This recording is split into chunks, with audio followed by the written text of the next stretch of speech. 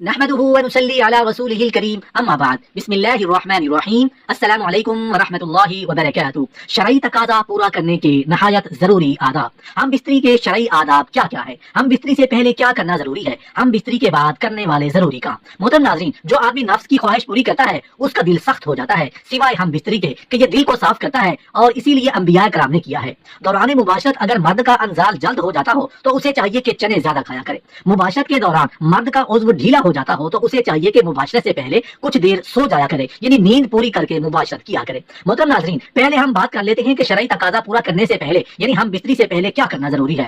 سمجھداری کا تقاضا یہی ہے کہ عورت کو چاہیے کہ دو الگ الگ مگر صاف کپڑے اپنے پاس، جب اس کا شوہر مجامعات سے فارغ ہو جائے تو ایک کپڑا اسے تھما دے جس سے وہ اپنی صفائی کر سکے، پھر عورت دوسرے کپڑے سے اپنی صفائی خود کرے۔ اگر ان کے پہنے ہوئے کپڑوں میں جنابت کا کوئی اثر نہ پہنچا ہو تو وہ ان کپڑوں میں نماز بھی پڑھ سکتی ہیں۔ محترم ناظرین، اسلام نے طہارت اور صفائی کے نظام کو جتنی اہمیت دی ہے شاید کسی مذہب نے دی ہو۔ اس طہارت کے نظام کو برقرار رکھنے کے لیے بوقت جمع عضو خاص کی صفائی کے لیے علیحدہ کپڑے کا انتظام موجود ہو، وہ اس لیے کہ اگر کسی اور کپڑے سے صفائی کی گئی تو خطرہ ہے کہ وہ گندگی سے آلود ہو اور جراثیمی چھوت عضو کو لگ کر گندگی اور آلودگی کا باعث بنے۔ اگر عضو کو صاف نہ کیا گیا تو غلاظت عضو پر لگی رہے گی، کیونکہ اس میں خاص رطوبات ہوتی ہیں جو کچھ عرصہ تک عضو پر چمٹی رہیں تو الرجی کا باعث بن سکتی ہیں۔ دوسری مرتبہ ہم بستری کرنے کے لیے ضروری ہے کہ عضو کو بالکل صاف کیا جائے۔ دوبارہ ہم بستری کرنا مقصود ہو تو عضو خاص کو دھو لیا جائے۔ مختلف اتباع کا کہنا ہے کہ ایسا کرنے سے عضو میں توانائی آتی ہے اور اثر نو چستی پیدا ہوتی ہے۔ دراصل ہم بستری سے قبل عضو مخصوص میں سختی نہ ہونا اس بات کی علامت ہے کہ عضو مخصوص میں دوران خون تو ہے لیکن صرف اس کی تندرستی برقرار رکھنے کے لیے، لیکن جب ہم بستری کا خیال پیدا ہوتا ہے تو خون بکثرت عضو مخصوص کی شریانوں میں پھیل کر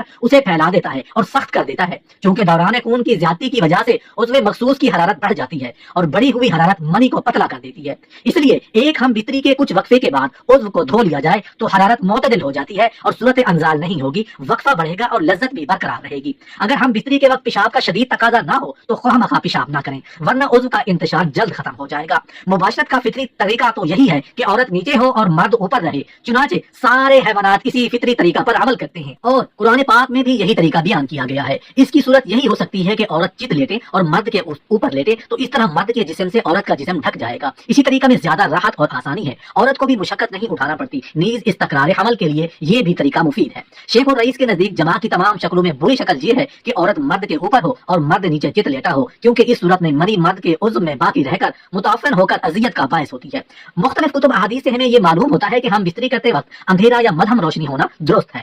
ہم بستری کرتے وقت روشنی ہلکی یا مدھم ہو تو پر لطف ہم بستری ہوگی، کیونکہ ہم بستری کا عمل مسلسل ایک پرسکون عمل ہے۔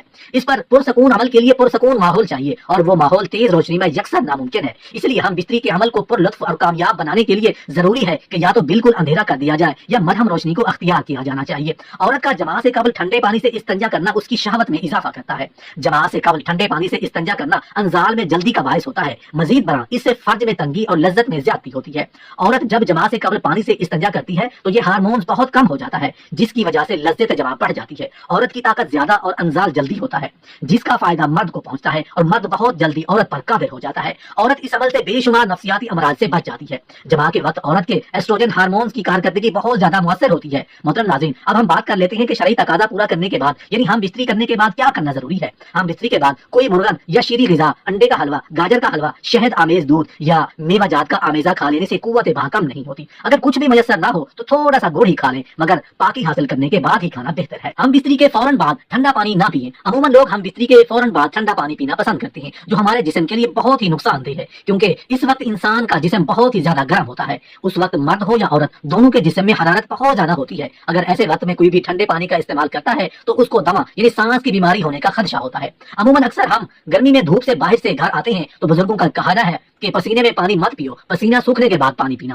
اس کی وجہ یہی ہوتی ہے کہ اس وقت ہمارا جسم گرم بہت زیادہ ہوتا ہے اور ٹھنڈا پانی ہمارے لیے سخت نقصان دہ ہوتا ہے۔ ہم بستری کے بعد ایک ہی کپڑے کا استعمال نہ کریں۔ عموماً میاں بیوی ہم بستری کے فوراً بعد ایک ہی کپڑے سے نجاست یعنی منی کو صاف کر لیتے ہیں، جس کی وجہ سے ایک دوسرے کی نجاست یعنی منی لگ جاتی ہے، جس سے بیماریوں کا اندیشہ مثلاً الرجی وغیرہ ہو سکتی ہے اور آپس میں نفرت پیدا ہونے کا بھی امکان ہوتا ہے۔ ہم بستری کے فوراً بعد اپنے شرمگاہ کو ٹھنڈے پانی سے نہ دھوئیں۔ عموماً لوگ ہم بستری کے فوراً بعد واش روم جا کر شرمگاہ کو ٹھنڈے پانی سے دھو لیتے ہیں۔ ایسا نہیں کرنا چاہیے، کیونکہ اس وقت ہمارا جسم بہت گرم ہوتا ہے اور اس کی وجہ سے نسیں پھٹنے کا اندیشہ ہوتا ہے، बल्कि बहुत सारे हुक्मा के मुताबिक हम बिस्तरी के फौरन बाद शर्मगाह पर ठंडा पानी डालने से नामर्दी का अंदेशा भी हो सकता है। हाँ, जब आपका जिस्म नॉर्मल हो जाए तो उस वक्त आप शर्मगाह धो लें तो उसमें कोई हर्ज नहीं। हम बिस्तरी करने के फौरन बाद पेशाब करने मत जाएं। कुछ खवातीन का कहना है कि हमारा हमल नहीं ठहरता, तो ऐसी खवातीन को चाहिए कि हम बिस्तरी के फौरन बाद पेशाब करने मत जाएं, क्योंकि हम बिस्तरी के वक्त बच्चा पैदा करने वाले जरासीम औरतों की शर्मगाह में जाते हैं। जब वो पेशाब करने या इस्तंजा करने जाती हैं तो वो जरासीम वापस बाहर आ जाते हैं, जिससे खवातीन का हमल नहीं ठहरता। इसलिए खवातीन को चाहिए कि वो हम बिस्तरी के बाद कम अज कम 15 से 20 मिनट तक लेटी रहें और वो उसके बाद ही इस्तंजा या पेशाब की हाजत हो तो जाए, ताकि जो मादा या जरासीम अंदर गया है वो बाहर ना आने पाए। हम बिस्तरी के फौरन बाद आप कभी भी ना नहाएं। अमूमन लोग हम बिस्तरी के फौरन बाद नहाने चले जाते हैं, हालांकि उस वक्त जिस्म में हरारत बहुत ज्यादा होती है। ऐसे में अगर आप अपने जिस्म पर ठंडा पानी डालोगे तो ये भी आपके जिस्म के लिए बहुत नुकसान पहुंचा सकता है। इसलिए औरत और मर्द को चाहिए कि हम बिस्तरी के बाद कम से कम 15 से 20 मिनट का वक्फा होना चाहिए, ताकि आपके जिस्म का दर्जा हरारत नॉर्मल हो जाए और उसके बाद आप नहाने, पेशाब की हाजत या इस्तंजा के लिए जाएं। अगर आप लोग हम बिस्तरी के फौरन बाद नहाएंगे तो उससे बहुत सी बीमारियों का अंदेशा रहता है।